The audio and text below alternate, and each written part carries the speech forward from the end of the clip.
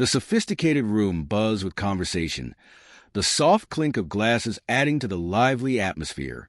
The business event was in full motion, and the energy in the air was electrifying. I found myself swept up in it, laughing and chatting with friends, completely immersed in the lively ambience. The evening felt like one of those rare moments of perfection when everything effortlessly falls into place.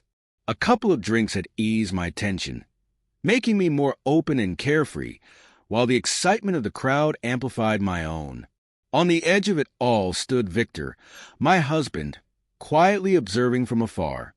Social events had never been his strength. He was a man who found contentment in simple pleasures, preferring the tranquility of a quiet evening to the chaos of such gatherings. Yet, in the whirlwind of the night, I barely noticed his solitude, or maybe I chose to overlook it. The group I was with shifted into a playful mood, tossing around light-hearted jabs. Someone joked about men being under their wives' control, and without thinking, I joined in. My laughter was loud, exaggerated, maybe even too much. Then I went further. A careless remark about Victor slipped from my lips, sharp and stinging. The words lingered in the air, cutting deeper than I realized in that moment. My friends burst into laughter, feeding my fleeting sense of triumph. For a brief moment, I basked in the attention, oblivious to the damage I had just caused. But now, when I look back on that moment, it's all too clear. Victor's posture stiffened, his face shadowed by hurt. His shoulders drooped, burdened by my betrayal. In that instant, I was too caught up in the group's amusement to see the harm I had done. Then, the atmosphere changed. Victor moved toward me, his steps deliberate, his demeanor unervingly calm. The lively chatter around us seemed to fade, leaving only the pounding of my own heartbeat. I greeted him with a forced smile, hoping he would brush off my words as he so often did. But his calm expression hid something deeper, a storm brewing in his eyes. When he finally spoke, his voice was soft, almost too quiet to hear, but the words cut through the noise like a blade. "It's over." He turned and walked away, leaving those two words hanging in the air, an irreversible sentence. My world shifted as the weight of his words hit me. The room, still filled with laughter and conversation, felt distant, like a scene in a play that I no longer belonged to. My breath caught and my body froze. I wanted to chase after him, to take back my cruel words, to beg for forgiveness, but guilt held me in place. The others around me remained unaware that my life had just fallen apart. I stood there, paralyzed, replaying the moment in my mind. The laughter, the thoughtless joke, the fleeting validation I had so selfishly craved. Each detail sharpened my regret. In my pursuit of attention, I had destroyed something precious. Victor was gone, and with him, the life we had built together. Though the evening continued around me, I was lost in a storm of regret, haunted by the realization that my own thoughtlessness had cost me everything. I replayed every second of that fateful moment, painfully aware that I had become the person I never wanted to be, the kind who could betray the one they loved in such a cold, public way. But it hadn't always been like this. Before that night, I was different. I could never have imagined hurting Victor, let alone in such a cruel manner. I had once loved him deeply, without reservation. Our story began on a rainy afternoon at a cozy cafe. I had been rushing as usual, juggling too many things, when I spilled coffee all over myself. Embarrassed and flustered, I fumbled to clean up the mess. That's when Victor stepped in. He didn't make a big show of it or try to impress me. He simply handed me a napkin with a gentle smile and offered to help. His calm presence took me by surprise, his quiet strength disarming me. Unlike the brash, attention-seeking men I was used to, Victor's understated manner was a breath of fresh air. Our first date was just as simple. We took a walk in the park, talking for hours and sharing pieces of our lives. For the first time in years, I felt truly seen, not as the person others expected me to be, but as my real self. Victor's steady nature, his ability to listen without judgment, completely captivated me.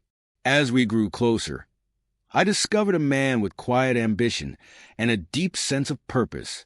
He dreamed of starting his own business, not for fame or fortune, but to create a life of independence and meaning.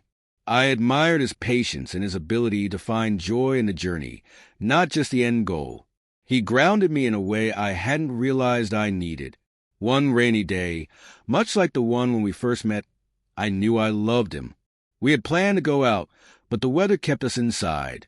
We spent the day curled up on the couch, eating takeout and watching old movies.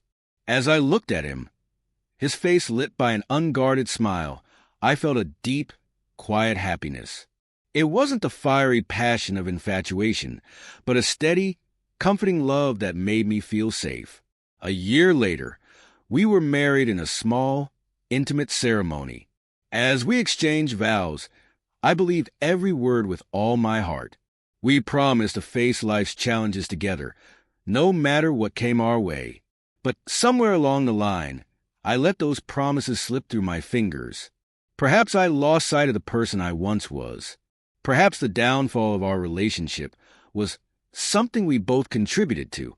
As life became more complicated, the bond we shared began to fray. Victor's business, despite his constant efforts, struggled to gain traction, and that tension seeped into our lives. Meanwhile, my career flourished. I soared through the corporate world, working endless hours, attending every networking event, and chasing an insatiable hunger for recognition and validation. Success became my obsession, and in my pursuit of it, I lost sight of Victor. Victor remained constant, kind, patient, and unwavering in his support. But I had changed. The woman he had once married had disappeared, replaced by someone harsher, more critical, and relentlessly demanding. I wanted more money, more success, more admiration. In my relentless climb, I neglected the most precious part of my life. Gradually, I began to view Victor not as the man I once admired, but as someone who lacked the ambition and drive I wrongly equated with worth. It's hard to admit now, but my perception of him became cruel. His calm, steady nature, which had once drawn me to him, became a source of my frustration. I wanted him to be someone else, someone like me, aggressive, hungry for achievement, and chasing success with the same fervor. But that wasn't who Victor was. Instead of cherishing him for the qualities that made him unique, I criticized him for not being more like me. My dissatisfaction showed in subtle ways at first. I'd make offhand comments or gentle suggestions that he should do more. But those remarks grew sharper, biting deeper with time. What started as sarcasm eventually became cutting humor, and soon I found myself openly belittling him, even in front of others. The escalation was so gradual that I didn't realize how far it had gone until it was too late. Reflecting on it now, I wonder if my actions were a defense mechanism, an attempt to cover up my own insecurities by projecting them onto him. I became obsessed with presenting an image of strength and success. Somehow, I convinced myself that belittling Victor would elevate me, but all it did was expose my own cruelty. I often think back to the woman I used to be, the one who loved Victor for his genuineness, who cherished him for more than just his achievements. That person is gone, replaced by someone I barely recognize, someone who uttered words that can never be undone. The unraveling of our relationship didn't happen suddenly. It was a gradual, creeping shift, so subtle that I can't pinpoint the exact moment admiration transformed into resentment. I've replayed it in my mind countless times, searching for that turning point, but it wasn't one single decision to hurt him. It was a slow erosion, a poison that quietly spread through the cracks in our connection. The truth is, my own insecurities were the driving force behind it. As my career soared, I became the version of myself I had always wanted to be, respected, successful, envied. I thrived on the attention my achievements brought, but with every step forward, Victor seemed to remain the same. He found peace in his small business and steady rhythm, indifferent to society's measures of success. At first, I admired his quiet determination, but over time, that admiration morphed into frustration. Why wasn't he striving for more? Why didn't he have my drive? My mind became consumed with comparisons. At work events, I was surrounded by ambitious, high-powered individuals who exuded confidence as they discussed lucrative deals and grand expansions. I found myself longing for that same energy in Victor. It was an unfair expectation, but at the time, it only deepened my dissatisfaction. His contentment mirrored my own fears and insecurities. The first time I made a hurtful remark, it was almost accidental. At a dinner party, someone asked about Victor's business, and before he could respond, I joked about his leisurely pace. It drew laughter, even from Victor, though his smile faltered. That moment gave me a fleeting sense of control. By diminishing him, I felt momentarily elevated. It became a pattern. Offhand comments veiled in humor that slowly chipped away at him. Victor never retaliated. He laughed along, made a self-deprecating remark, and moved on. But privately, I saw the toll it took. He became quieter, his once joyful laughter fading.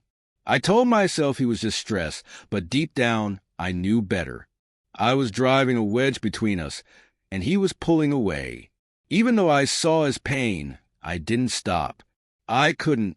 My insecurities had taken over, and no accomplishment ever seemed enough to fill the emptiness inside me.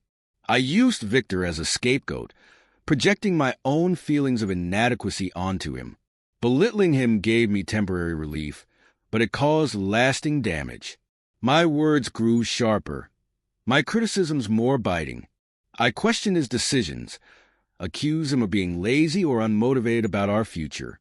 The first time I openly confronted him, the hurt in his eyes was undeniable. For a brief moment, I hesitated, but instead of apologizing, I doubled down, convincing myself that I was being honest, that my words were a form of tough love. But they weren't. They were a manifestation of my own flaws and fears. Now, all that remains is the memory of who I once was, and the painful realization of what I've lost. I always knew, deep down, though I tried to deny it, that every time his silence stretched longer, every time the light in his eyes dimmed, I was hurting him. Yet I couldn't stop. It gave me a twisted sense of control, a hollow illusion of power that distracted me from the chaos inside. I told myself I was the one holding everything together, but in reality, I was falling apart and dragging Victor down with me. Looking back, I see it with painful clarity. I had become toxic. My insecurities and fears had transformed me into someone I barely recognized, someone who built themselves up by tearing others down. Victor's love had always been steady, patient, and unconditional, but I was too blinded by my own turmoil to see it. Worse, I didn't understand the damage I was causing until it was too late. By the time I grasped the weight of my actions, the harm was irreparable. I had pushed him away piece by piece, and I had no one to blame but myself. I assumed Victor was invincible, that his calm and forgiving nature would endure no matter how harsh my words became. But everyone has their breaking point, and I didn't see his until I had shattered it. Slowly, bit by bit, I wore him down. By the time I noticed, he was already slipping away. When he finally broke, it shattered both of us. There was no dramatic argument, no shouting, no tears. It happened on an ordinary Tuesday evening. We sat across from each other at the dinner table, the silence between us as heavy and suffocating as it had become over the past months, maybe even years. I don't remember what we were eating, but I'll never forget the weight of that moment. That day, I had come home exhausted and irritable after another long day at work, a place where I felt admired and important. Victor had cooked dinner, as he often did, and instead of showing gratitude, I made a dismissive comment about how he must have too much free time. He didn't respond. He rarely did anymore. He just sat there, staring at his plate, moving his food around aimlessly. The silence felt like it was crushing me, so I broke it the only way I knew how, with another jab. I made a biting remark about how his business might succeed if he spent less time in the kitchen. The exact words escape me now, but I remember the tone, sharp, mocking, designed to wound.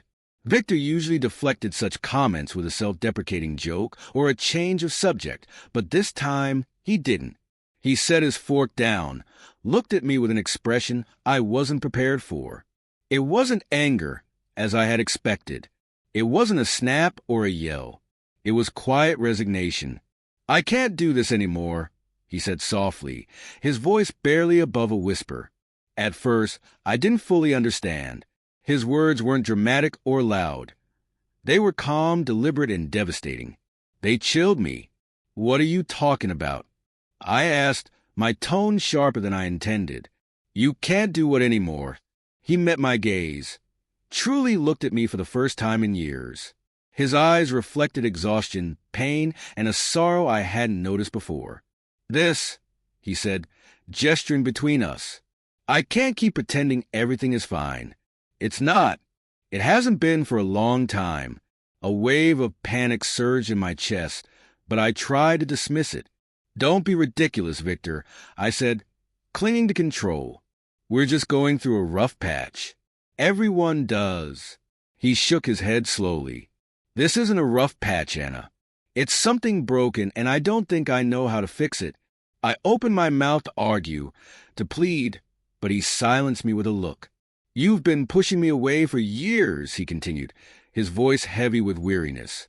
I kept holding on, thinking it would get better, that we'd find our way back. But every time I tried, you shut me out. You made me feel small, and I can't do it anymore.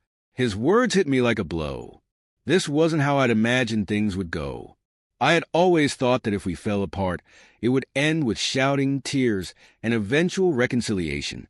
But there was no anger in his voice, only defeat. "You don't mean that," I said, my voice trembling. "We can fix this.